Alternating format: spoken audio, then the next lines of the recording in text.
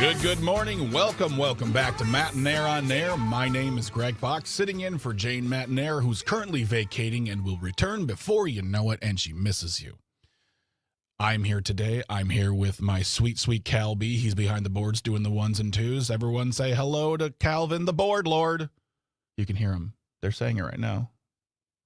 I should have like a whispering hello sound effect or something. Or just get Adele, hello, or various hellos. Lionel Richie, hello. They all just say hello. Well, we say hello to Cal for being, and we thank you for being here today. We have a super packed show for you this morning at 9:35. The host of Mornings with Pat Kreitlow, Mr. Pat Kreitlow, will be here. We're going to be talking about a topic that I'm going to be discussing through the first half hour of the show, and it has to do with healthcare, it has to do with rural hospitals, it has to do with healthcare costs, and what we're going to be seeing over the next year or two because of the big bill for billionaire, as well as what our actual working senator in Wisconsin is doing to try to help those who get their coverage through the marketplace, through the Affordable Care Act. We're going to be talking about that. And then with Pat Kreitlow, we're going to break it down a little bit more, including how $50 billion apparently is chump change. It's not enough. It won't do the work it needs to do. But if you want to find out why that $50 billion isn't going to do it, you got to stick around because he'll be here at 9:35.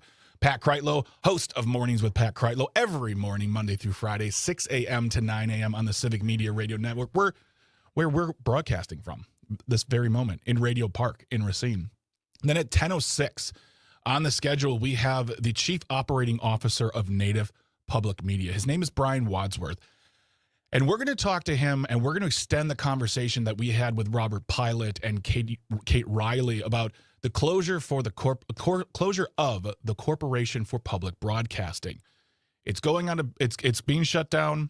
It's no longer receiving funding. Their funding has been zeroed out because of the big bill for billionaire.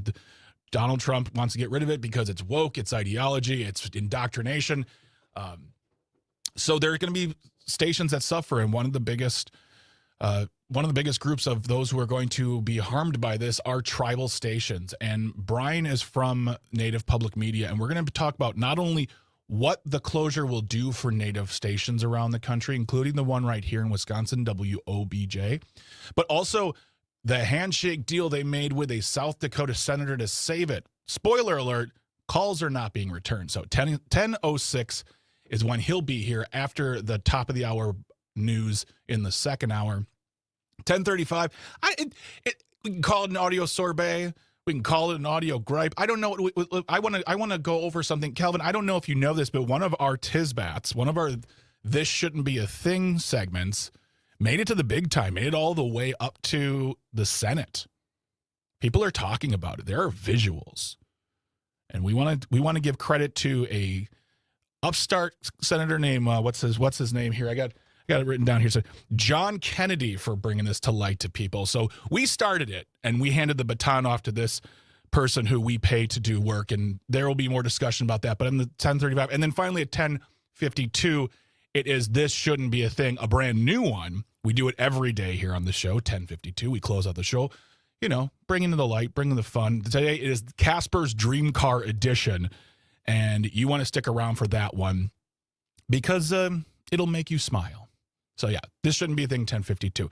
But it's going to be a great show. If you want to get in touch with us, it's very simple. It's very easy. All you have to do is call or text. It's the same number. It's 855-752-4842.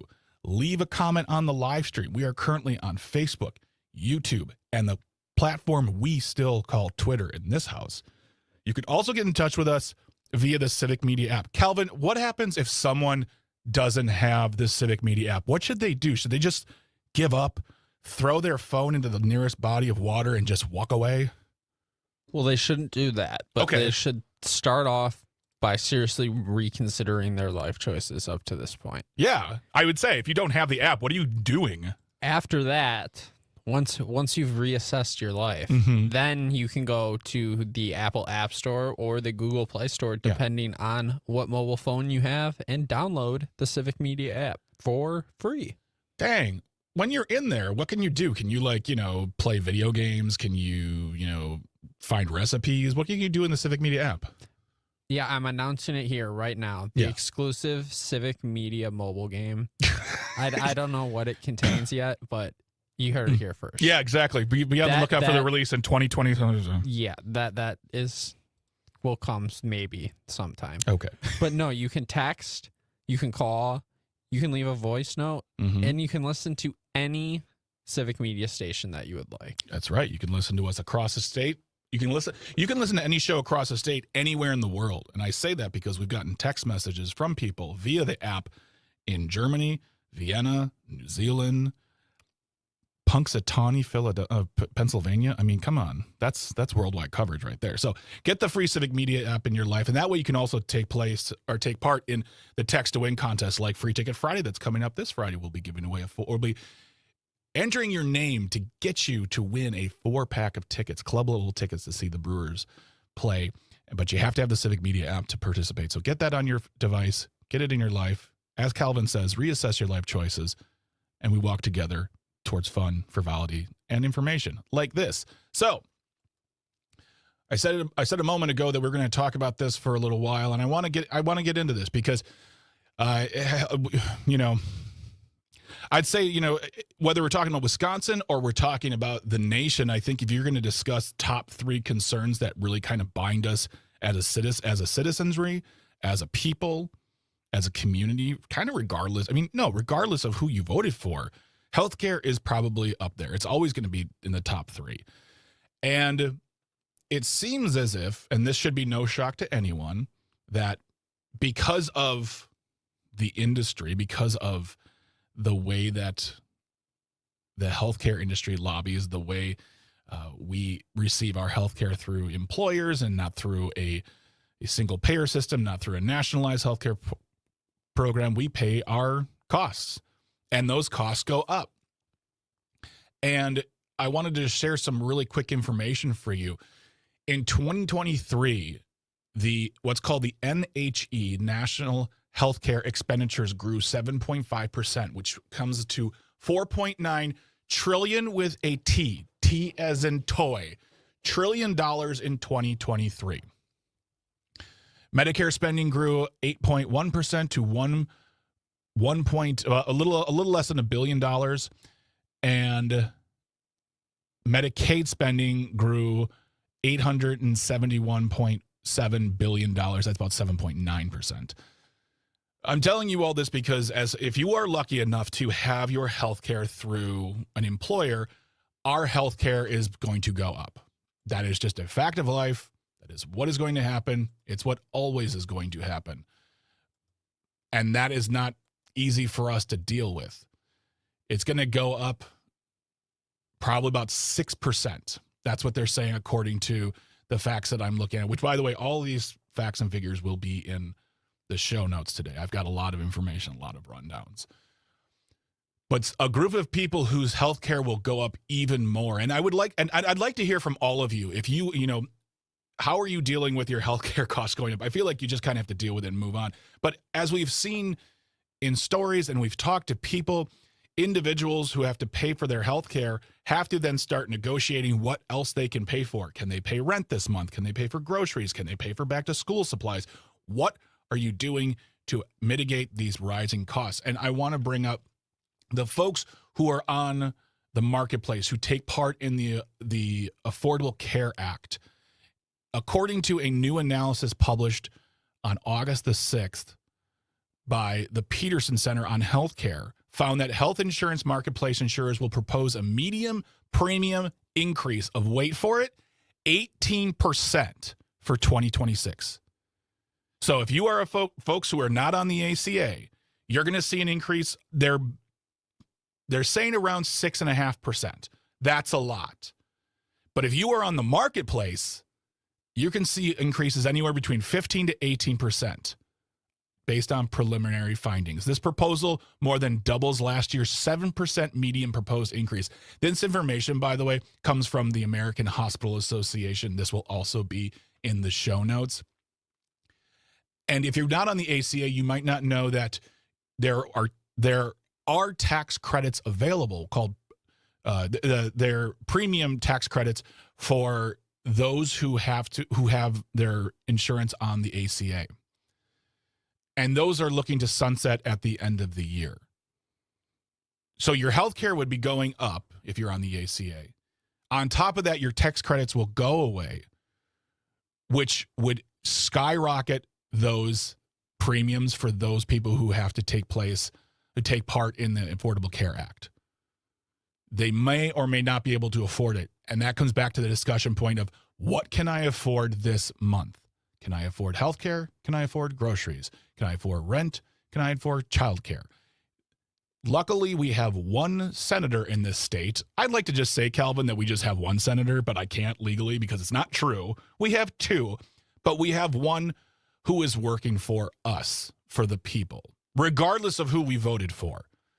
Senator Baldwin, Tammy Baldwin, our junior senator, and I hate having to call her that because that just feels way disrespectful because she's a senior and amazing. Junior and amazing Senator Tammy Baldwin. In the Wisconsin Examiner, Eric Gunn with the byline, Baldwin's legislation would extend tax credits that cut Affordable Care Act insurance costs because these tax credits help mitigate the cost of this insurance gotten through the Affordable Care Act. These tax credits will lower the cost of premiums with folks who have incomes up to 400% of the federal poverty guideline. These premium tax credits were supercharged in part will impart far greater savings to people buying insurance through the marketplace. And these tax credits from 2022 are looking to sunset this year. This is all in the article in the Wisconsin Examiner by Eric Gunn. I'm going to put that also in the show notes.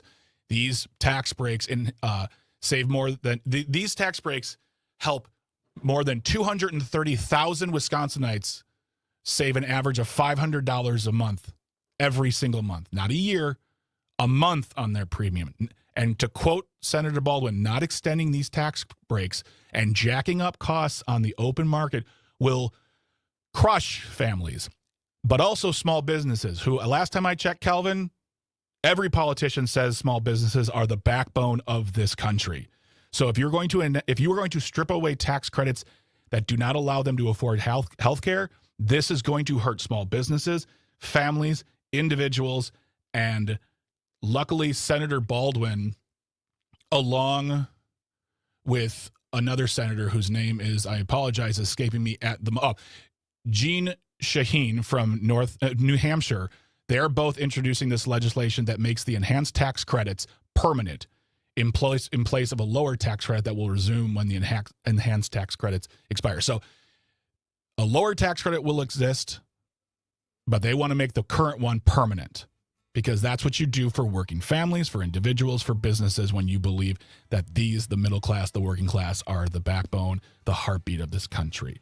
We're going to talk more about this, especially the fact that there are Republicans who love this, but they ain't talking about it. So if you want to talk more with us, 855-752-4842, 855-75-CIVIC. Leave a comment on the live stream.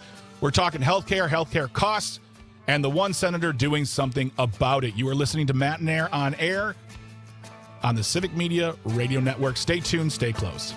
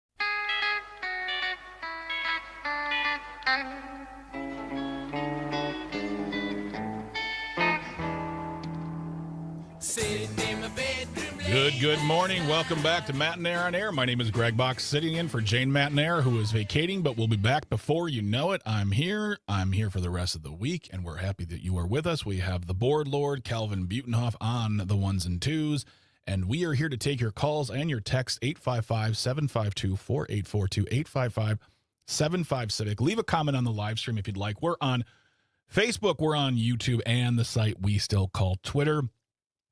We're talking about the fact that healthcare costs will go up. Dadoy, we all know that. It's always going up. They're always going to go up. But there is one group of individuals who will see their healthcare costs go up quite a bit, and that is those who are participating in the Affordable Care Act, those who are on the marketplace. And not only will their costs go up anywhere between 15 to 18%, they're going to possibly see their tax credits lowered, or who knows, even gotten rid of eventually someday. But there's going to be a tax credit that's going to be lowered from where it is right now that saves at least Wisconsinites an average of $500 a month. That's according to Tammy Baldwin, who, along with Senator Jean Shaheen of New Hampshire, have introduced legislation to make these enhanced tax credits permanent before they expire on December the 31st. I figure if we can give billionaires and multimillionaires these permanent tax credits that will allow them to become trillionaires, I mean, we should be able to give folks a tax credit to afford health care, right? I mean, we're America, right? That's kind of what we do here. We help people. I say with a question mark at the end there, ...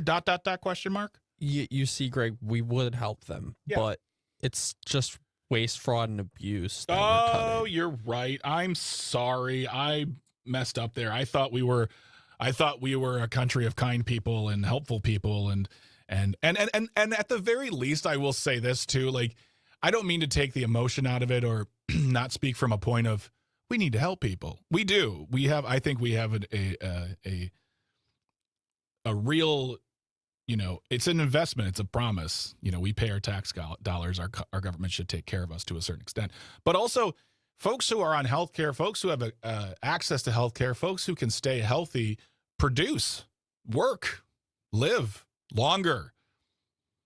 Folks who want to get rid of these tax credits usually are on one side of the aisle, the ones who love the big bill for billionaires. They want a country populated by people, and folks who can't get healthcare have a very difficult time staying healthy then. If they can't go to the doctor, things happen. If they can't afford to go to the doctor, they're just going to exercise other options, and I don't know what they are. I am fortunate personally myself. If I've been without health insurance, it isn't because it was unaffordable. It's just because I was younger and I was like, I'll live forever. But I have health insurance, and I'm lucky, very lucky. To further the point, Cassandra on the live stream says people that can't afford health insurance go without it. They go to the ER for care and sometimes can pay the bill, which will rise with less insured people if they require extensive care due to illness or injury, ICU, extended hospitalization, rehab, etc., and they can't pay. The hospital will eventually eat the cost. This affects wages, healthcare costs, you name it. And that's the other thing too. From a purely economical point, it makes sense for people to have affordable healthcare. It makes sense to have healthcare that is not only affordable, but is widespread, that actually covers things, because it is an investment in the people to stay healthy so they can work and contribute to the economy. And then that economy contribution and those positive workers come back to us in the form of various things like the ability to make money, the ability to buy things, all sorts of things. This, from a purely economical standpoint, it just makes sense to have better healthcare in a country, especially like, America. And I wanted to read for you really quick. And by the way, we're going to bring Pat on in a little bit after the bottom of the hour news break. We're going to talk more about this, but we're also going to talk about another aspect of the big bill for billionaires, and is the fact that they think $50 billion is enough to help rural folks and rural hospitals. I'll give you a spoiler. It's not, but we'll talk more about that with Pat in a little bit. This coming from georgetownpoverty.org. They are an organization out of Washington, D.C. This is a report entitled, "What's at Stake If Congress Lets the Enhanced ACA Premium Tax Credits Expire?" And It's not very long. It will be in the show notes, but I want to focus on a graph. States that will states by amount, by percentages, the number of people projected to lose health insurance if enhanced PTCs, premium tax credits, expire. They vary by state. Calvin, if you could take a guess, the first top 15, who do you think they voted for in the election? Donald Trump. Yeah. In fact, it was 16, actually, the top 16. And the top percentage is Mississippi. 43% could lose health insurance. 43% of people in Mississippi who have the ACA could lose their health insurance because of these enhanced PTCs not being extended or not being made permanent. The nationwide average, about 16%. Wisconsin's 8%. And of Wisconsin, we're 1, 2, 3, 4, 5, 6, 7, 8, 9, and 10.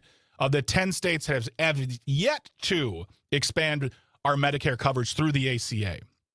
We have been kicking and screaming that since it came down the pike because Robin Voss says, no, it's a handout. Well, you're wrong, and apparently you don't like people, Robin. I said it.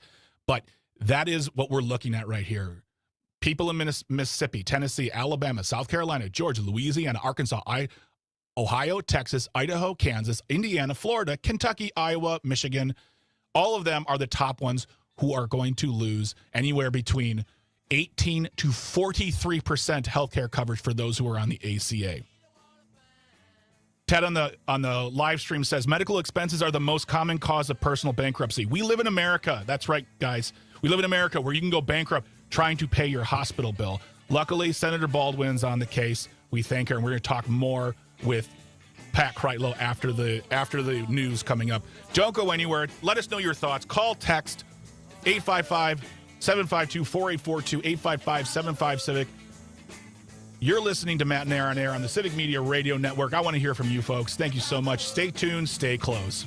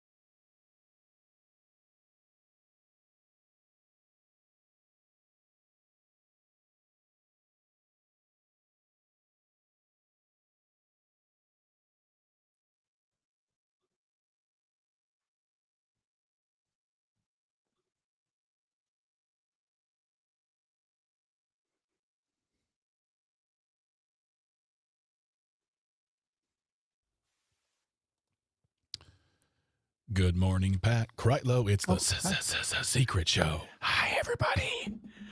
Don't tell anybody we're here. Nah, don't. I assume you saw what I sent you? Yes, I did. Thank you. Okay. I wanted to kick off with the I want to kick off with just kind of recapping Senator Baldwin's legislation, but I didn't mention in the last segment, but the fact that there are Republicans out there who are like, we support this, but you will not hear us say anything out loud. Mm-hmm. And then go into the hospital, the money for the hospital and why that's fine Okay. for now. Okay. So I figure like between all of that, we'll have more than enough to talk about. And if there's anything you want to discuss, please let me know. But I figure that's going to be good. That sounds groovy. Awesome, friend. Did you see that also, that message I sent you, Yep. the text that came through? Great. Awesome. Yep. Excellent. Okay. All right. We'll talk to you in a couple minutes. Secret Okay. Joe. Bye. Bye.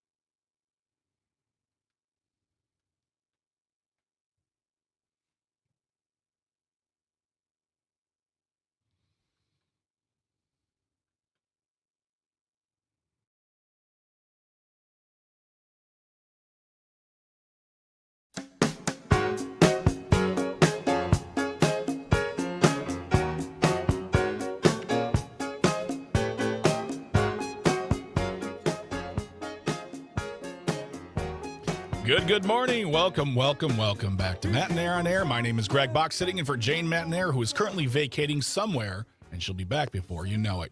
If you want to get in touch with us, you can always do that by calling or texting. The number is the same, 855-752-4842, 855-75-CIVIC. You can also leave a comment on the live stream. We are currently on Facebook, YouTube, and the platform that we still call Twitter. Coming up in the second hour at 10:06, we have Brian Wadsworth, who is the Chief Operating Officer of Native Public Media, talking about not only the closure of the Corporation for Public Broadcasting, what it will do to tribal stations around the country, including WOBJ, which is our only Native station here in Wisconsin, but also a handshake deal made with a South Dakota senator that's not getting phone calls returned. And we want to get an update, so we're going to talk to Brian about that at 10:06. And, of course, we have audio sorbet-ish, maybe. I don't know. We're going to talk about a U.S. senator who's brought one of our This Shouldn't Be a Things all the way to Capitol Hill and made us famous. We're getting no money. And This Shouldn't Be a Thing at 10:52. Casper's Dream Car Edition. Don't go anywhere. Stick around. Stay close. And get in touch. We'd love to hear from you. He is here every other Tuesday at 9:35 or 9:36 and a half because I talk a lot.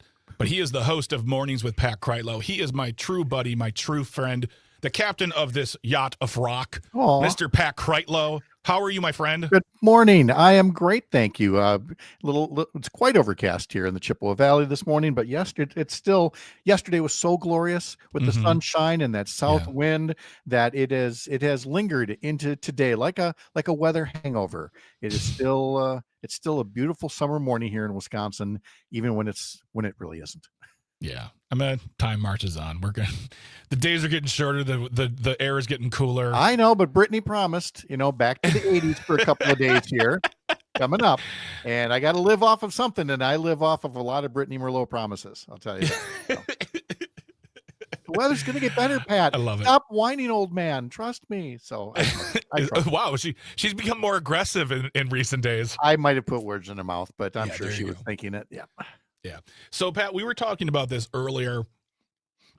Healthcare cost is going up. It always goes up regardless of where you get your healthcare. And luckily for me personally, I don't know about you, but my healthcare comes from my wife's plan from her job. It will go up, but it will go up an amount we can afford. It's going to, it'll make a dent, but we can still afford it. Those who are on the Affordable Care Act will see their healthcare costs go up quite a bit. In fact, more than double than what me and my wife would see. Senator Tammy Baldwin, along with Senator Shaheen of New Hampshire, I keep on saying North Hampshire, New Hampshire, have put together a bill that will make permanent the premium tax credits that help folks on the ACA, because they're due to expire at the end of the year. And I don't know if you will be surprised by this, but in the article that I was referencing in the Wisconsin Examiner, there are Republicans who are in favor of this, who like this, but I can't report upon this. Quote, there are in the Senate Republicans who have quietly indicated they want to extend the tax breaks to make these tax credits permanent or more affordable. I don't have a count to tell you we have enough, but I'm encouraged by the conversations I'm having. That's great that the conversations are happening and there's encouragement. But the fact that Republicans are not standing up saying, no, we need to do this because X, Y, and Z, just being a good country and helping people and businesses too. There's a reason for this. There's a reason for the Republican support, and we need to take people all the way back to when the earth cooled. Long before the Affordable Care Act was passed, before it was nicknamed Obamacare with derision by some folks, admiration by other folks, before it was ever even introduced, what we now know as the Affordable Care Act was, I have a secret to tell people, it was a Republican idea. It came from a conservative think tank. I know I'm hearing people's minds right now going, is this breaking news? No, it's not. And I don't know why more Democrats don't make a bigger thing about this. Yeah. The alternative was, single payer, government run healthcare, Medicare for all, whatever you want to call it. That was what people were starting to clamor for in the 1990s when healthcare costs were starting to explode. But then some Democrats, we'll call them moderate Democrats, looked at something that came out of a conservative think tank and said, okay, here's a different option. Instead of single payer government run health insurance, why don't we maintain the private insurance market? But why don't we, as the government, help people afford private coverage so that you still have the marketplace, you still have private companies engaged in competition, allegedly, and we just provide the premium supports to people so that they can get health insurance. And when Democrats in 2010 said, you know what, we got to do something, let's do that. But because Barack Obama and Democrats liked it, it was suddenly Obamacare, this abomination, et cetera, et cetera. But these Republicans you just alluded to, they know that this is still at its heart a way that you maintain a private insurance system, but you just help Americans afford their health insurance. And they see nothing wrong with that because, again, it keeps the market and doesn't get us into single payer government run health insurance. If more Republicans would simply think like the free market proponents they claim to be, they would see that this is a good thing. They don't, because there are people like Ron Johnson and others that don't believe government should be doing anything to help anybody afford something. And if you need to go to your feudal lord or whatever to get special favors and count on the benevolence of billionaires, that's fine by them. That's the world they're looking for. But that's the reason why. There's still Republicans who remember that at its heart, this is a conservative idea for healthcare reform. And also, from the implementation of the ACA, it was never easy for folks who were actually on it. I remember working for a company at the time that got our health insurance through a group that helped small businesses get group health care through the ACA. And we changed healthcare 3 times in so many years because there was no incentive for doctors to be a part of it either. And they could just, if they weren't if they were a private practitioner and they were not located directly at a hospital that took it, they could they could be like, I don't want that anymore. Yeah. And then you're out. Then you got to go find it again. And it's not easy when you're an individual doing it. It's certainly not easy when you are a business doing it as well. And you would think, Pat, as we've seen through the ACA, we have not seen the healthcare system crumble. We have not seen it fall to the feet of socialist medicine. It has kept going, and it is not the best version because it's very hard for people. It's very expensive. It's going to become more expensive if this bill doesn't go through. And you know, I'm going to leave this up to you. And I think it's either it can be the most long-winded answer because it can be nuanced and we can talk about it for hours, or you worked in government. You were an elected official. And I'm going to ask this question from PJ in the live stream. Why don't we have Medicare for all? And that's what so many other developed countries, every other developed nation has figured out some variation of public health care, whether it's a public option or just, single payer government run coverage. The doctors are maybe independent contractors or they're government employees, again, depending on the model. We are the only country that has said, you know what we ought to do for healthcare? Let's leave people at the tender mercies of profit motives of corporations, huh? Isn't that a great idea? And there are enough people that say, oh yeah, that's how it's supposed to work in capitalism.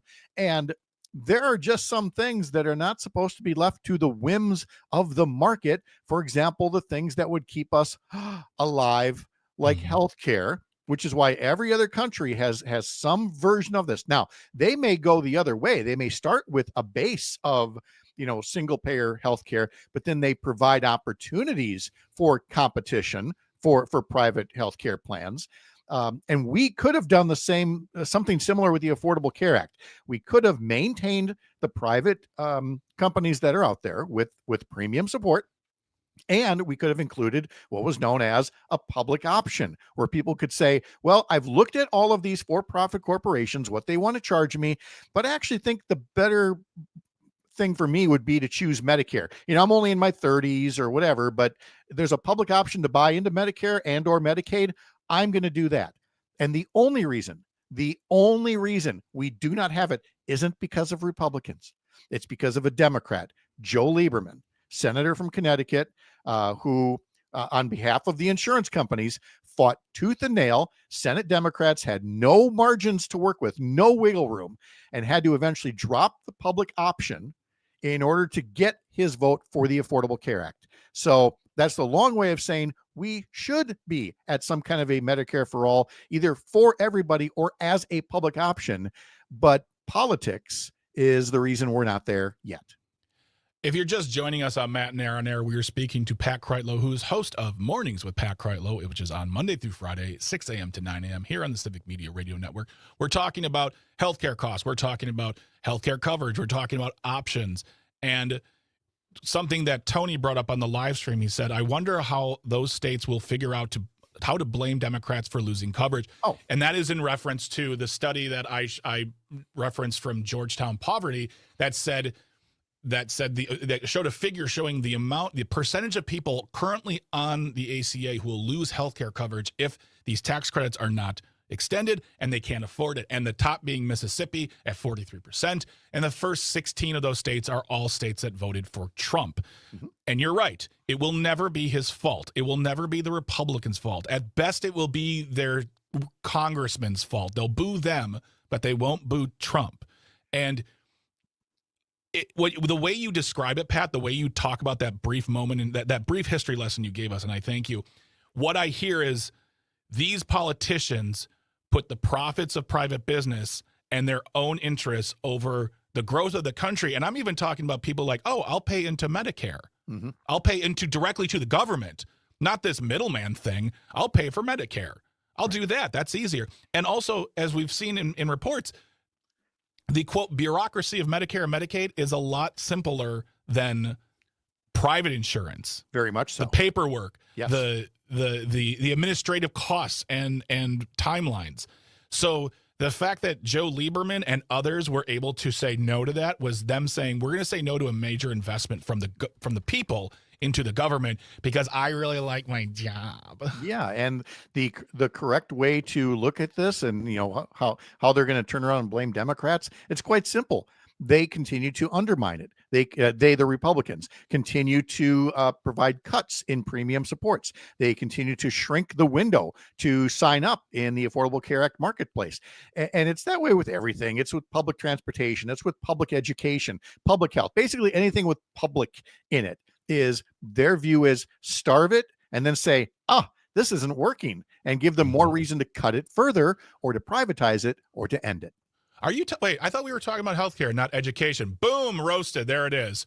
We're going to keep the conversation on this going with Pat Kreitlow, host of Mornings with Pat Kreitlow. He will be here talking to you, talking to us, and we're going to keep it tied to how the big bill for billionaires, which is partly influencing this problem, is also going to make it that $50 billion isn't what it used to be anymore when we're talking about the rural areas. Don't go anywhere. We're on Matenaer On Air on the Civic Media Radio Network. Stay close. Stay tuned.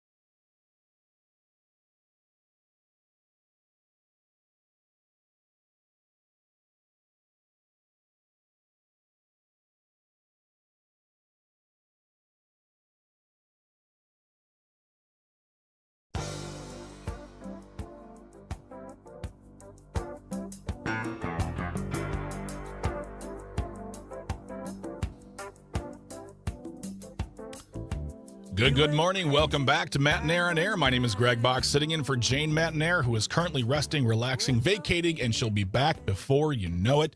If you want to get in touch with us, you can call or text 855-752-4842, 855-75-CIVIC. Leave a comment on the live stream. We are on Facebook, YouTube, and the platform we still call Twitter. Still to come in the second hour at 10:06, we're talking to Brian Wadsworth. He is the Chief Operating Officer of Native Public Media, and we'll be discussing the cuts to public broadcasting, how it affects tribal stations, and a handshake deal with a South Dakota senator.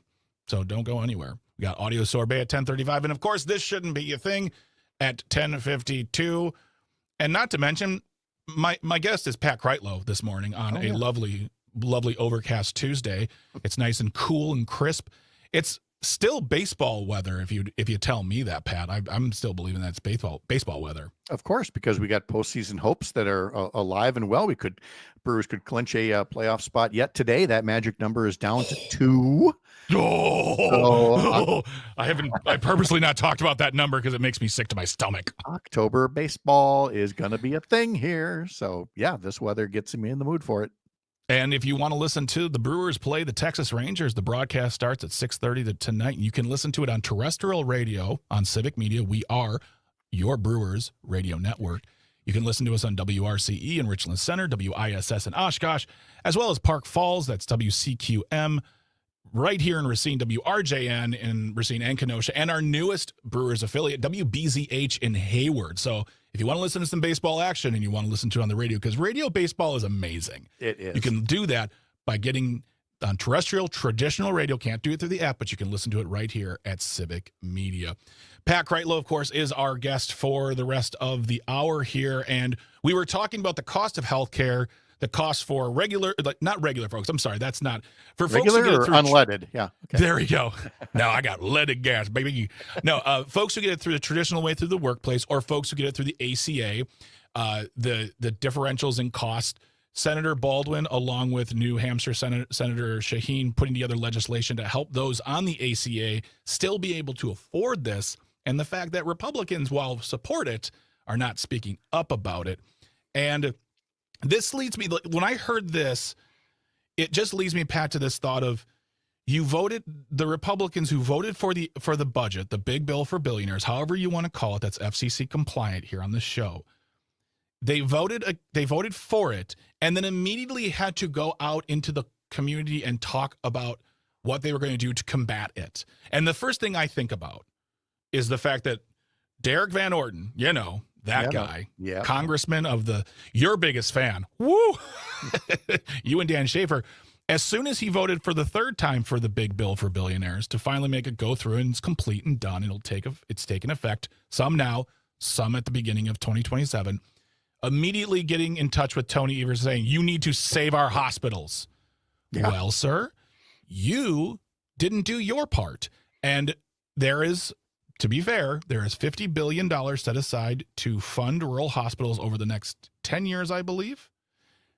But almost everyone any economists who are talking about are saying this is not enough because it's $150 billion over 10 years that's being taken away.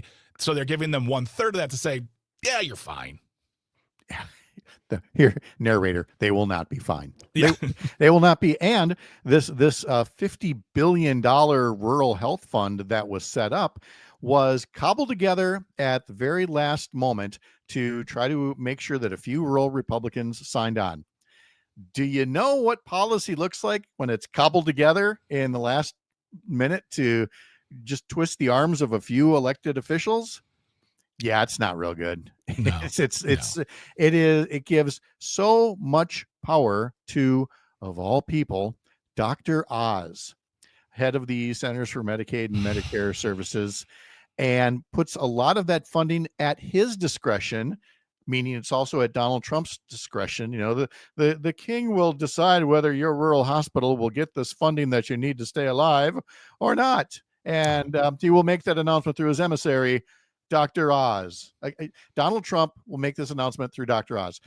Try to make that part of your policy debate back in 2010 when we were talking about healthcare reform. If I'd have told you that's how the setup was going to be, that rural healthcare lives or dies off of Donald Trump's feelings as communicated through a TV doctor, you Yeah. just said I was crazy. Welcome to crazy, boys and girls.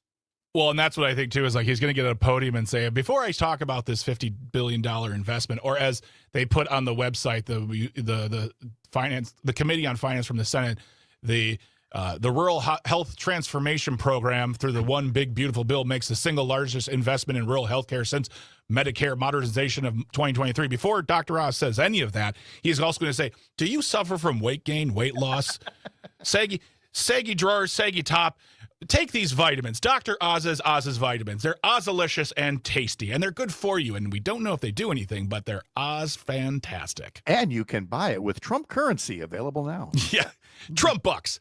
And looking through the internet for information, I came across a website called healthcaredive.com. It says a $50 billion rural healthcare fund was negotiated with hospitals. Experts are split on whether it will help them at all. I mean, it will help for a moment, and then the money will run out, and then they have to go crawling back for more money, and they'll say, well, just drive farther. Right. Because again, the one thing that works in conservatives' favor is that we're a big country with a whole lot of people. And as a consequence, everything has a big price tag attached to it. So it sounds huge when you say something costs $1 billion, that we're going to give them, or $50 billion. But when you're covering that many people across an entire country, it's actually not that big. But they just scare you with the number and go, see, we're going to cut, or we're going to add this much. There's so much more detail to it, and we're missing that in the translation here. Listening, Derek Van Orden, are you? Cool. Well, Pat Kreitlow has been my guest this morning. We're very happy to have you. Listen to the mornings of Pat Kreitlow on the Civic Media Radio Network, 6 a.m. to 9 a.m. every Monday through Friday. Pat, thanks you so much for being here. We appreciate your time, friend. Thank you. See you later. All right, when we come back, we're talking to Brian Wadsworth of Native Public Media about the effects of the closure for the Corporation of Public Broadcasting on tribal stations. We'll go get a snack, come back after the news. Matenaer On Air on the Civic Media Radio Network. Stay tuned, stay close.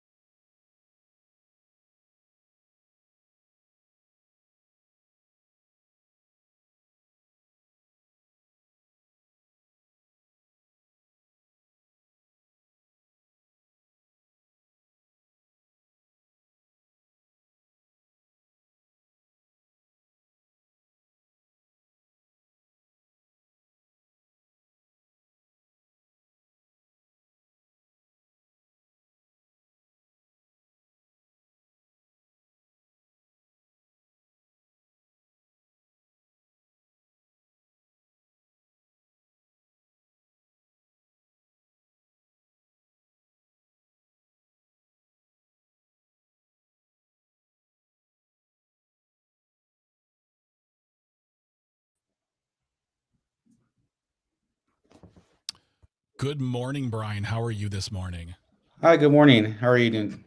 Doing great. So happy you could be here today. Very, very much looking forward to this conversation. Just so I'm sure, it's Brian Wadsworth, the Chief Operating Officer of Native Public Media.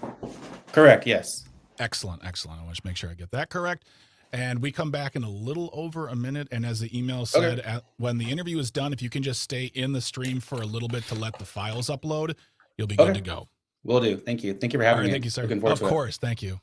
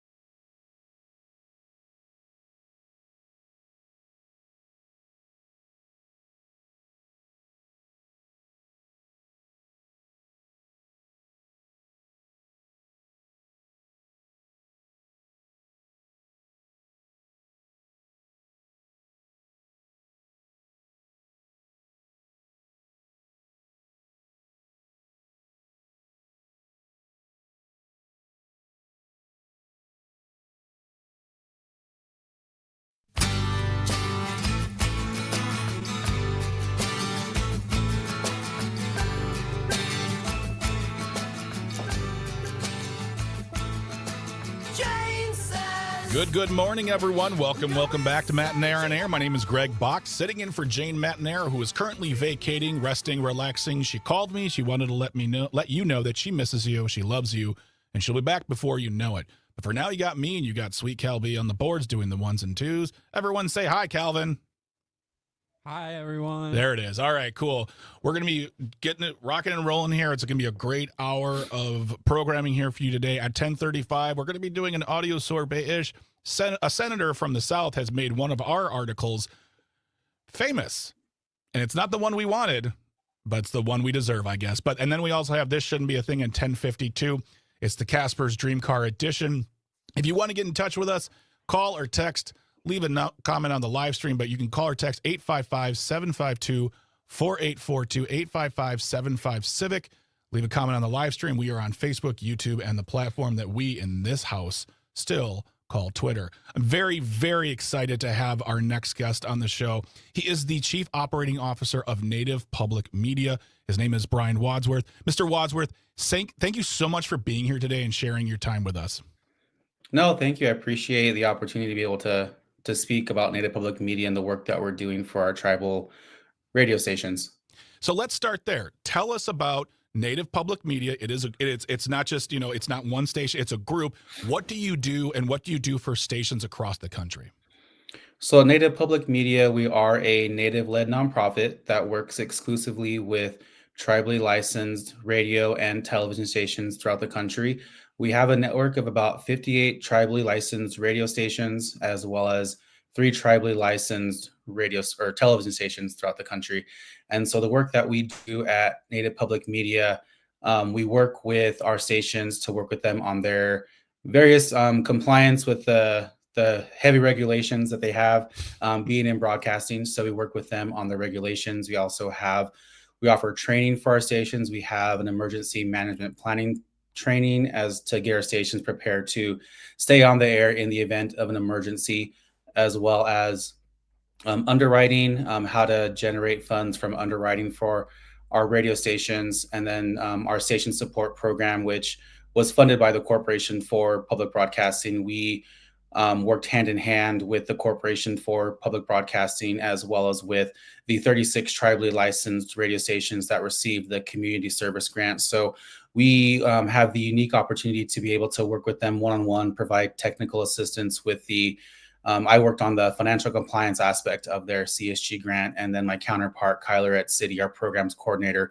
worked with them on the non-financial compliance. So we got to help them out we tracked all of their financial data, all of their financial information, as well as our non-financial information. And probably the best part was being able to get out there and go out there and visit the stations, visit them on their homelands, and get to meet and get to know the station personnel, and they really are our family. So we're in a unique situation to be able to go out there and work with them, talk with our stations, see what's going on, and being able to serve as a liaison between the tribal stations as well as the Corporation for Public Broadcasting, and be able to, like I said, work hand in hand with them, and really being able to be that liaison. So if there are issues going on with the station, we're able to actively communicate that to the Corporation for Public Broadcasting, whether that's personnel changes or if the station's struggling to, if they're having issues with our auditors or any issues the stations were having, we were able to communicate that to the Corporation for Public Broadcasting and really help them understand some of the struggles that are going on within Indian country. For example, one of our Alaska stations, their internet was cut off, and their nearest place they could get internet was about 6 hours away. And so, we had to find some workaround since everything is online these days, and they didn't have access to reliable internet. So we had to find workarounds and, hard mailing letters, using snail mail, or even utilizing faxes to get information from the station to the Corporation for Public Broadcasting. Now, I mean, that is an amazing rundown of what you do. And I'm glad you made it that detailed, because I want people to understand that it's not to shoo away any assumptions on what your group does or any other group when it comes to public broadcasting. Because you mentioned several times in there the Corporation for Public Broadcasting. And because of the big bill for billionaires, it has been zeroed out, which means at the end of this month, most of the jobs are going to be vacated, and it's going to be closed permanently at the beginning of next year. We're losing the Corporation for Public Broadcasting, everyone. You've said this many times on the show. We spoke to Robert Pilot, who's the host of Native Roots Radio about this, but I wanted to talk to you because you are a part of a group that deals with a lot of stations. What does that closure mean for those stations, and what does it mean for Native public media? Well, for our stations, if they were to go dark, I mean, those stations serve as a lifeline for our tribal communities. It's not just about broadcasting music, but they also offer programming in their indigenous languages. So for a lot of our tribes, that's how our youth. That's how they're able to learn their language. It's about being able to share information within their community, keeping their community updated on not only what's going on, nationally, but also what's going on locally with their tribal governments and with their tribal councils and different events going on within the community, but also being able to share any sort of emergency information that happens within those communities, whether it's fire or flooding or tornadoes, or active shooters. There's so many different. They are the lifelines for these communities, especially a lot of our tribes. They're located in rural areas, and some of the stations that we go visit, we fly into a major airport and we're having to drive 2 to 3 hours to get to the station. So a lot of these stations are located in remote rural areas, and in some areas they don't have access to broadband internet. I mean, my tribe, the Pyramid Lake Paiute tribe here in northern Nevada, we just got hooked up with broadband internet. So we've had to utilize our cell phones as hotspots, which isn't the most reliable with cell phone service being out here in rural Nevada. So these remote tribes, they rely, and radio is reliable, because if you have a signal, if you have your vehicle, or if you have a portable radio, you're able to get that information. So and a lot of the training we do with our stations, we train them on how to be prepared to stay on the air, so they're able to make sure this emergency information is being able to be disseminated to their communities. So when internet goes out, the power goes out, our radio stations, they're able to stay on the air, and they're able to keep their communities informed, and which is a lifeline for these communities. If you're just joining us on Matenaer On Air, we're speaking with Brian Wadsworth, who is the Chief Operating Officer of Native Public Media. And Brian, first of all, again, thank you for being here.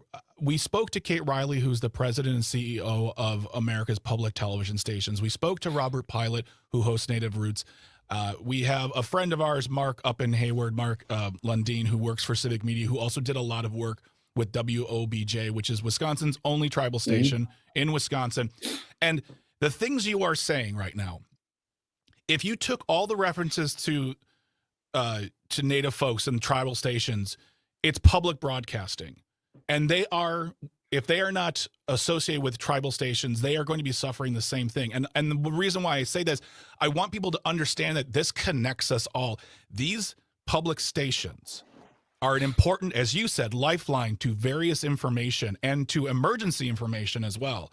And now your station, other groups, whether they're affiliated with PBS, NPR, whether they're independent, now they have to go find new funding. Now they have to go out there and say, we're not trying to make, and I mean this with all due respect to everyone in this, the sexiest programming does not come out of public broadcasting. You cannot talk about ratings. We have this new reality show. You are trying to do the work of the people and inform the people. But now you have to go out and say, we need money because we need to provide this service, especially, as you just said, to folks in rural areas, which was what we talk about all the time. These decisions are being made at the top levels that are affecting folks out in 2-3 hours out of the cities who don't have broadband internet access, who don't have cable, who rely on what you do to find out what's going on. And I guess, before we get into the story that brought me to your attention with regard to Senator Rounds, what is the plan of Native Public Media, the groups in general, to just get out there and find more funding? Yeah, so the effects of defunding the Corporation for Public Broadcasting, those effects, it's going to be a ripple effect. It's not just, like you said, it's not just about NPR or PBS, which is unfortunately what, Congress and the new administration focused on was NPR and PBS. But there is just so much more that the Corporation for Public Broadcasting funded, not only, over, 1,200 public radio and television stations, but they also provided funding through the Next Generation Warning System grant, which would prepare public stations to be able to prepare for emergencies or upgrade their emergency equipment. But also you have, production of content, not only for native content, but also just content in general. And then, music, licensing, all of that, distribution. So there was just so much more that the Corporation for Public Broadcasting funded.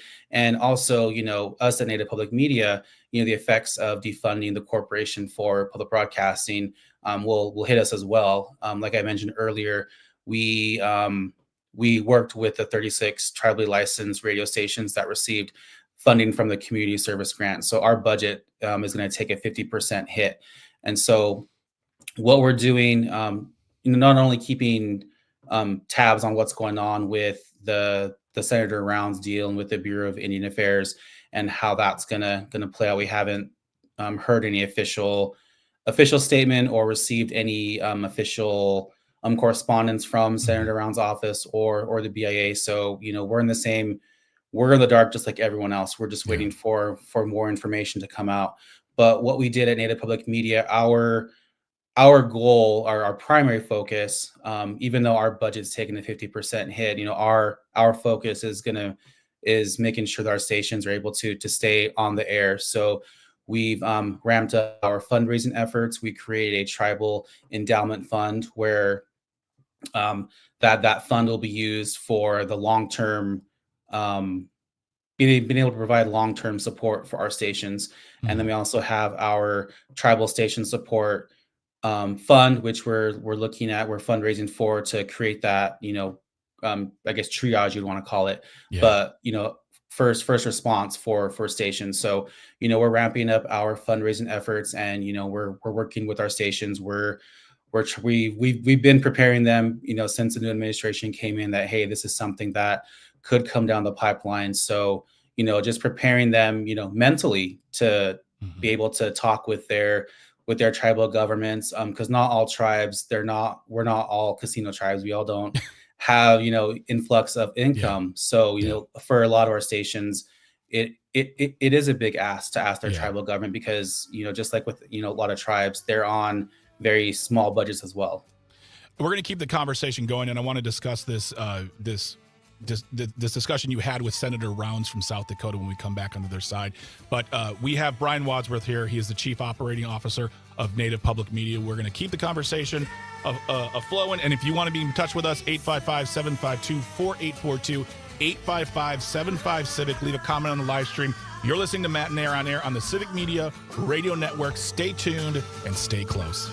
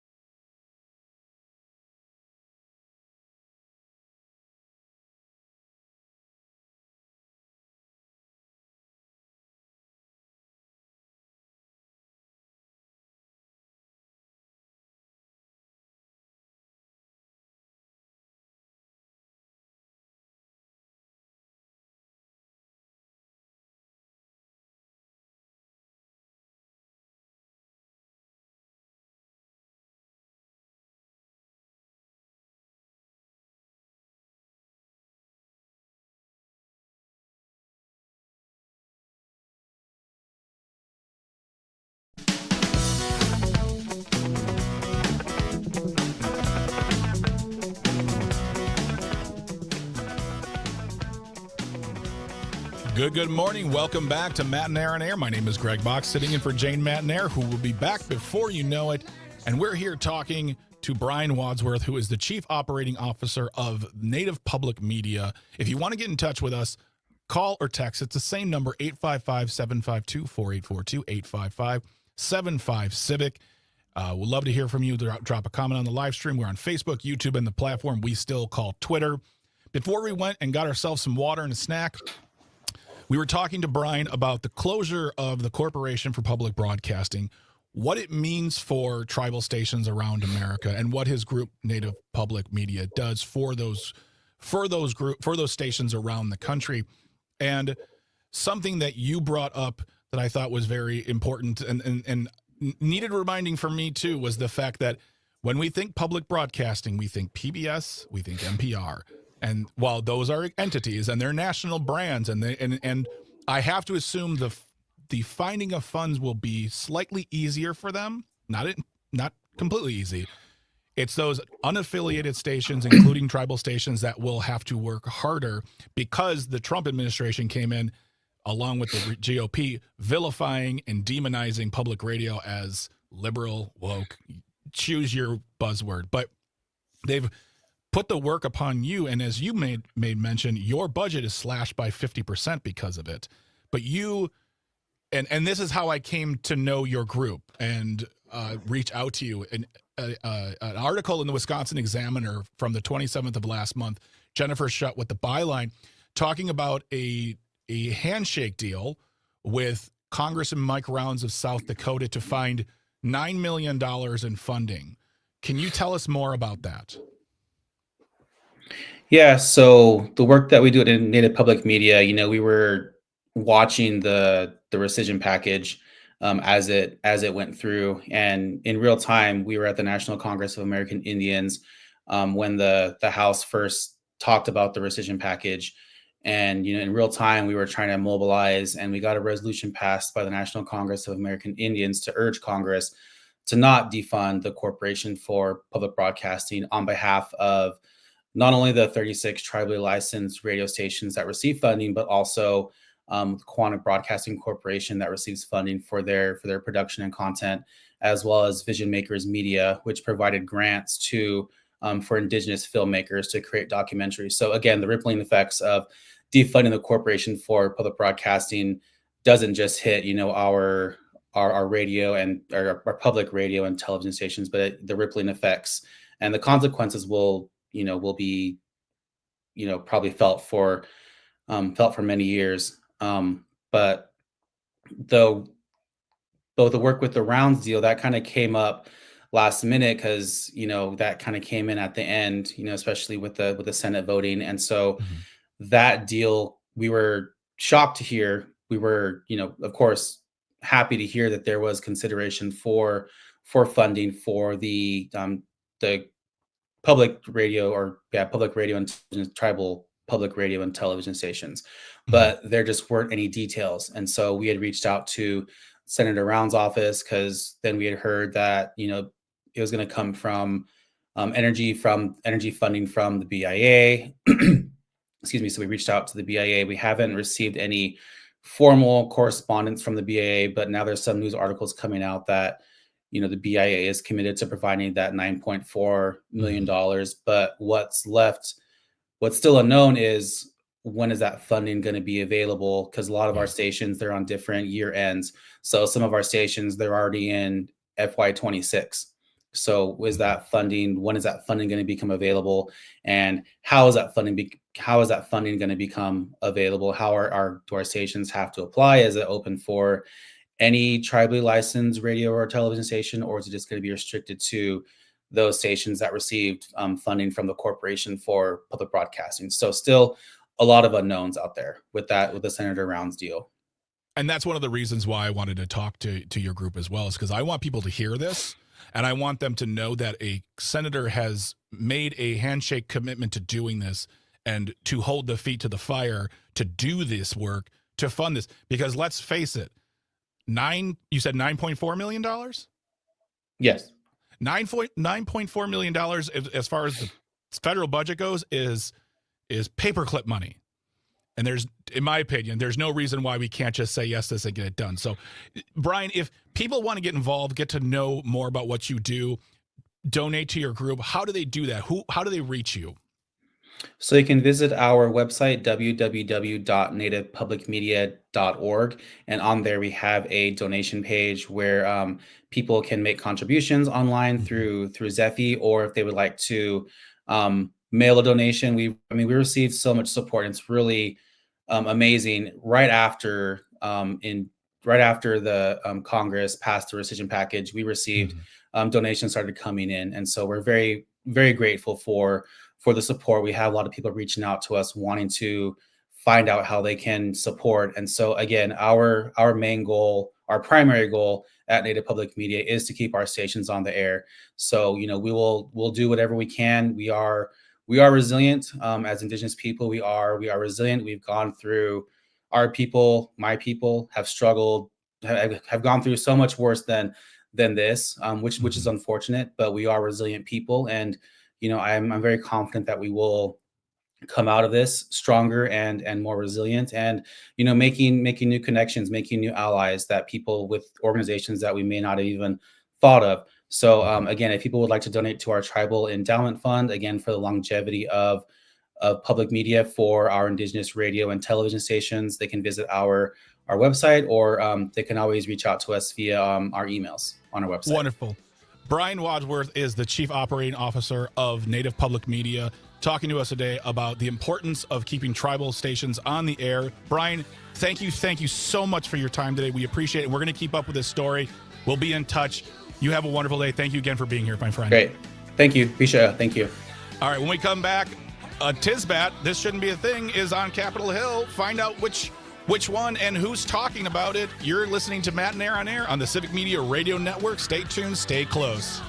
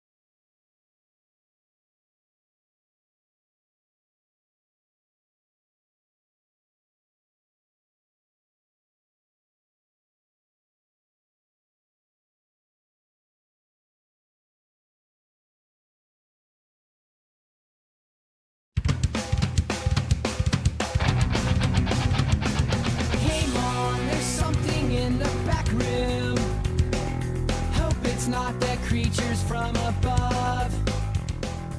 Good morning. Welcome back to Matenaer On Air. My name is Greg Bach, sitting in for Jane Matenaer, who is currently on vacation. What will be back before you know it.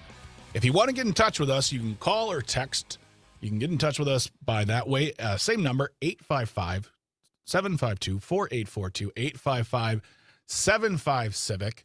You can also leave a comment on the live stream. We are currently on Facebook, YouTube, and the platform we still call Twitter. Still ahead. Great programming. We got 1052 coming up soon. That means this shouldn't be a thing. Casper's Dream Car Edition is the one we're working with here. And I wanted to say something really quick before I want to talk about what's coming up on the lineup for the rest of the day, but I want to say something really quick about Civic Media. And that is, we are a public benefit corporation. Our mission is to champion the practice of democracy through local voices across Wisconsin, and in the instance with Mr. Brian Wadsworth, a conversation with a voice outside the state, but has impact here in Wisconsin as well. As a public benefit corporation, we are not public radio. We are instead radio for the good of the public. And as a listener of our stations, you can learn how to support Civic Media and our stations around Wisconsin by going to our website, civicmedia.us/support. Also, Calvin, I don't know if you know this. I'm sure you know this. You work here.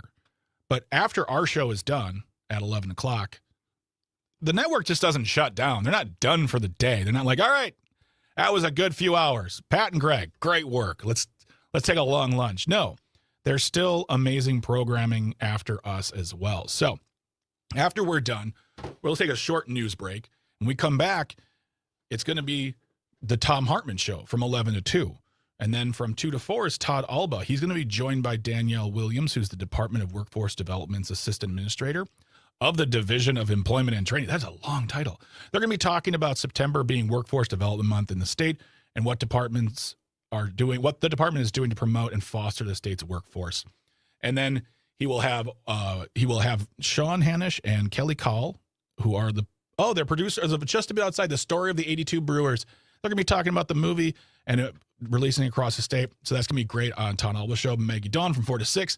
She'll be joining at 4 o'clock with Jim Santel. I just love Jim. You know me. I love Jim. He's great. And they'll be discussing, they'll be talking to Stacey Abrams to talk about the 10 steps of autocracy and authoritarian framework and talk about what she's done to defend DEI against ongoing attacks. And then Pete Schwab with Nightlight from 6 to 8. He's talking to Frank Hermans. It's just a lot going on here. There's a lot happening at Civic Media, and you want to stick close. You want to stay listening, and you can do that by getting the Civic Media app on your device. You can simply go to your app store of choice, download the Civic Media app, install it right now. You can listen to us all day, every day, anywhere in the world, from any station, honestly, too. You love WAUK? Listen from WAUK. You love WRJN? Listen to WRJN.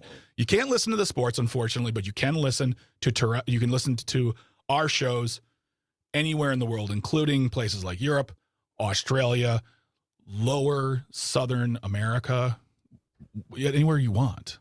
Get that Civic Media app in your life. It's that absolutely simple. So, Calvin, last month we had an edition of This Shouldn't Be a Thing.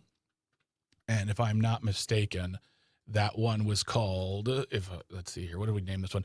Glow Up Edition. It was the Glow Up Edition because we found out in a story that Walmart was recalling Great Value shrimp after FDA warns of risk of radioactive contamination. You remember that one, Cal? I do. And I will say that most of the time, I mean, we've been doing This Shouldn't Be a Thing for a while. And most of the time, I mean, the stories are always fun. They're funny. And this one is serious, of course, but it's not like, it's not a detrimental health hazard of epic proportions. It's not a pandemic of glowing shrimp throughout the Walmarts of our great nation. So they usually just kind of go away. People will mention them. I'll see them on the news every once in a while and be like, we talked about it first. But this one is, pardon the term, growing legs from the radioactivity. Because not only have I seen it on other news outlets, Cal, Senator John Kennedy, not John F. Kennedy, and no relation to RFK. He is a Louisiana senator, stood next to, and I'm not making this up because I saw the video, and I'm going to put this in the show notes. There's video and there is a pictorial element to it. He stood next to a picture of a xenomorph.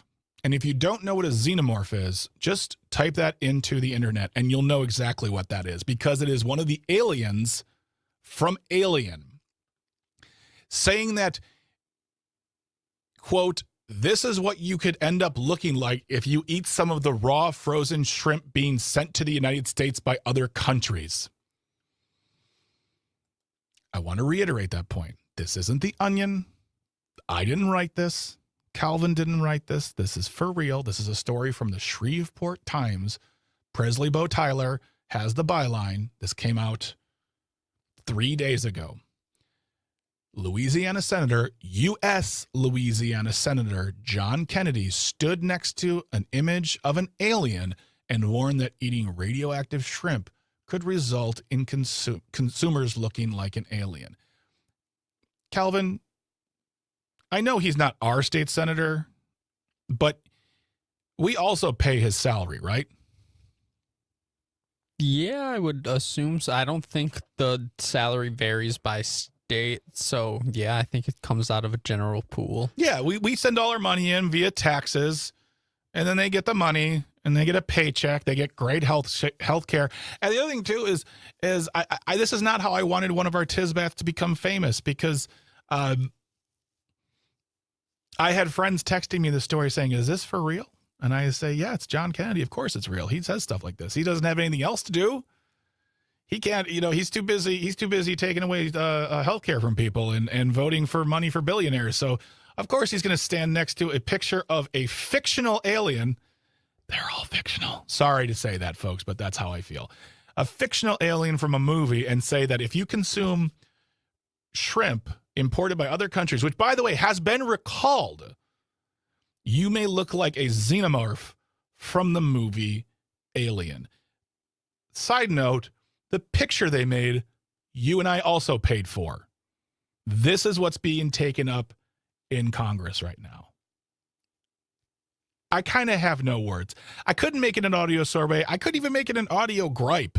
Maybe it's an audio incredulous. I cannot believe that this man, who is he's a U.S. senator, that's not for nothing here, said, "Yes, this is what I want to talk about right now." Nothing else. There's nothing in Louisiana that's pressing else. There's nothing else. The fallout of the big bill for billionaires. This is top priority, Calvin. I watched the video and he has a straight face too. Yeah, Senator John Kennedy strikes me as someone who thinks all movies happened in real life. He thinks Alien is an ongoing documentary. Yeah, it's just he thinks like Terminator happened and like Godzilla just wrecked Japan multiple times. He thinks all that stuff happened for real.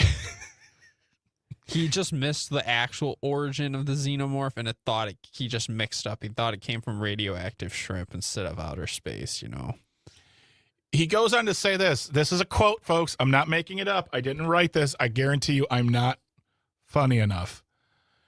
Quote, if it doesn't turn you into an alien if you eat this stuff, even if it doesn't turn you into an alien if you eat this stuff, I guarantee you'll grow another ear.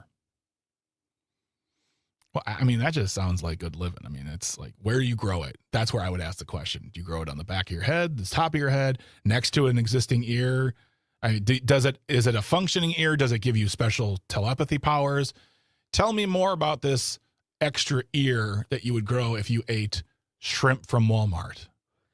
He apparently doesn't consume a lot of comic book media because he should know that you would become Shrimp Man if you ate it. Shrimp Man fights a lot. Now, if this, and I'm assuming that because this is your idea, this is going to be a DC character, so he can't fight alongside Ant-Man. That would be you could do that in a crossover comic book. That would be actually Shrimp Man and Ant-Man. That would be amazing. See, I don't know why, but even though I'm more of a DC fan, Shrimp Man strikes me as a Spider-Man villain. Shrimp guy. I don't know. Shrimp guy. Nope. Shrimp guy is what it is now. Shrimp guy, It's okay. not. He doesn't want to be shrimp man. He's like, that sounds fancy. I'm shrimp guy. We got Gene from Eau Claire. Gene, please tell me that you haven't eaten this radioactive shrimp. We don't want you growing another ear, dear. Oh, well, thank you. Thank you for watching on my behalf. I appreciate it. This is so great you're bringing this up because people won't believe it, but when you watch live, this is what you're seeing. Yeah. It's like I've watched for years live the Senate and the House and what went on. I have never seen the people. These people shouldn't even be allowed to walk dogs down the street for a living because they are way out of it. Mm-hmm. I've never seen this before. And you're giving a specific example. You should see them on other things. Oh, yeah. People, if you don't believe us, watch them live. You won't believe it. Have a good day. Thanks, you guys. Have a great day and good show. Bye-bye. Thank you, Gene. Thank you for calling. We appreciate it. And just let's give you context because just in case you're sitting there going, well, maybe John Kennedy has a point there. No, he doesn't. The FDA determined that products from it says products from PT. I think it's the company that does that supplies them. I see here. Bahari Makmur Sajati violate the Food and Drug Administration and Cosmetic Act by appearing to have been prepared, packed, or held under insanitary conditions wherein CS-137 contamination may have occurred and may pose a safety concern. Now, I know, Calvin, you're thinking about it. What happens if the next shrimp cocktail I eat is just loaded with radioactive activity and I become shrimp guy? Yeah, unfortunately, let's not joke around too much here. Radiation poisoning is bad and makes you sick, and you can die from it. But you don't get superpowers or extra limbs or creatures from outer space growing out of you. Which just sounds like a bummer to me because I could make $1 billion on that movie deal. But and it's not going to happen to you via this either because the FDA did detect CS-137 in a single with a one, that's one shipment of imported frozen shrimp that did not enter U.S. commerce as well. The level of CS-137 detected in the detained shipment was below the FDA's derived intervention level for CS-137, which actually sounds like if it's below, it sounds like we can actually take in CS-137, but they're saying, hey, just don't take too much. PJ on the live stream says glowing in the dark would be cool. It would be cool, but I don't want to get it through radioactive shrimp. I just wanted to bring this up because, one, we discussed this on what is supposed to be a joke segment of the show, and this paid U.S. senator got pictures, went on camera, and literally said some of the dumbest things that make you go, we need to put Grandpa away. He can't drive anymore, but that's a U.S. Senator, John Kennedy of Louisiana. Good job, buddy. Watch out for that shrimp. Don't grow in here. And don't go anywhere because when we return, we have This Shouldn't Be a Thing, Casper's Dream Car Edition on Matenaer On Air. We're still here until 11 on the Civic Media Radio Network. Stay tuned, stay close, and stay amazing.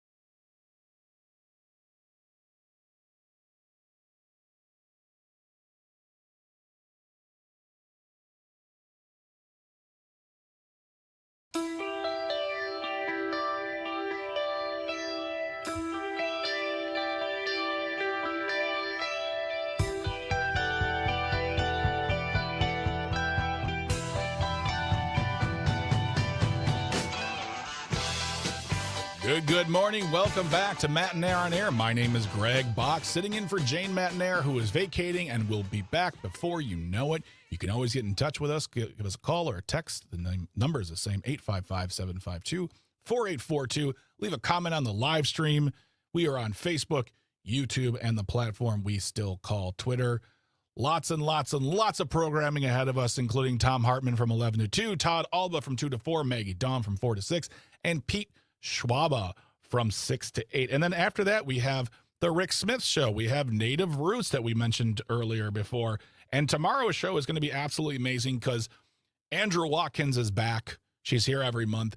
She is a New York Times best-selling author and a person who does commentary on white Christian nationalist community. She was raised in a Christian nationalist community, and she talks about the dangers, the fact that they've made their way into our public spaces, into our elected offices, and she will be here at 9:35 to talk about a group from a church that has some interesting opinions on the roles of women in the church and in the country and what they should and shouldn't be able to do. Guess what you think that is? I'm sure you'll be right, but Andrew Watkins at 9:35. Then Rick Reed is a professor of economics at Fox Valley Technical College. He will be here to talk about the pressure coming from the Trump administration on to lower interest rates, basically for the Fed chair to lower interest rates. He'll be here to talk about that as well as other things having to do with the economy, because that's a big nuanced discussion, and I am not talented enough to talk about it. So we have Rick Reed on to break it down more.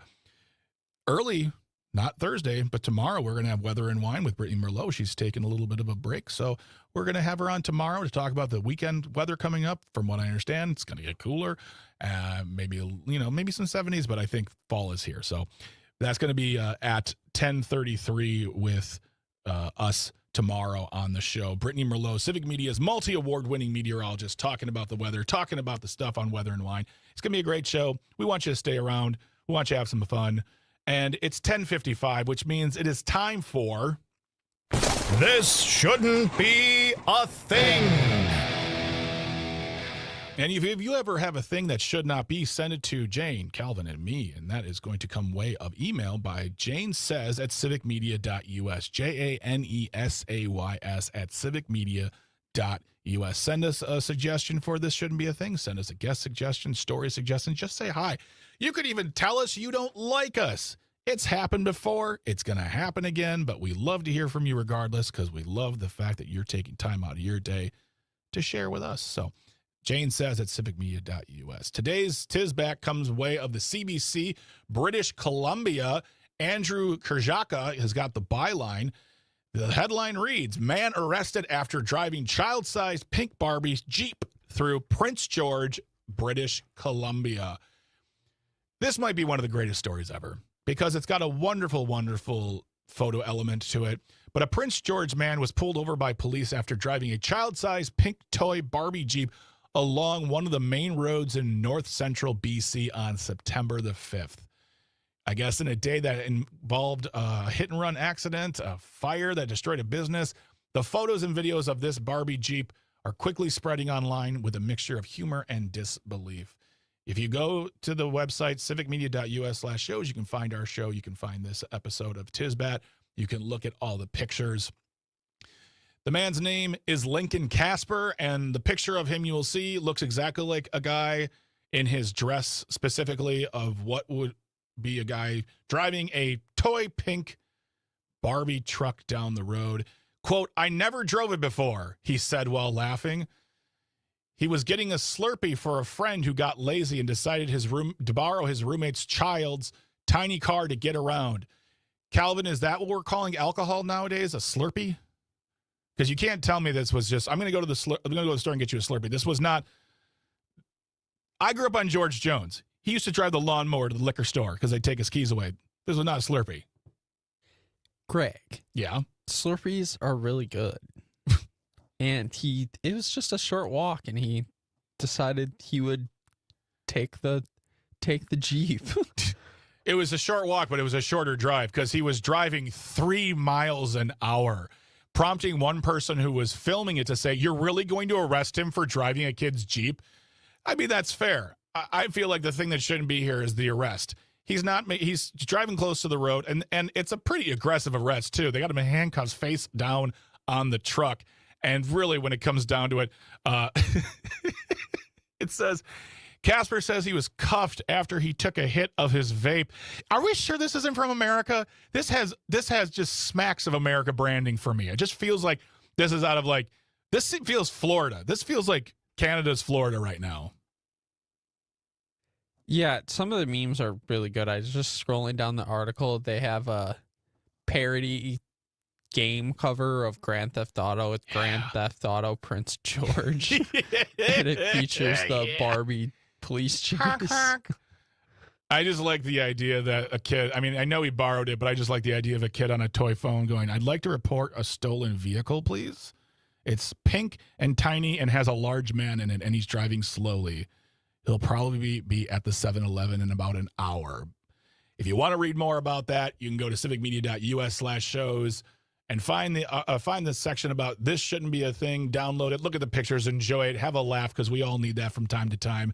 And that has been another edition of This Shouldn't Be a Thing.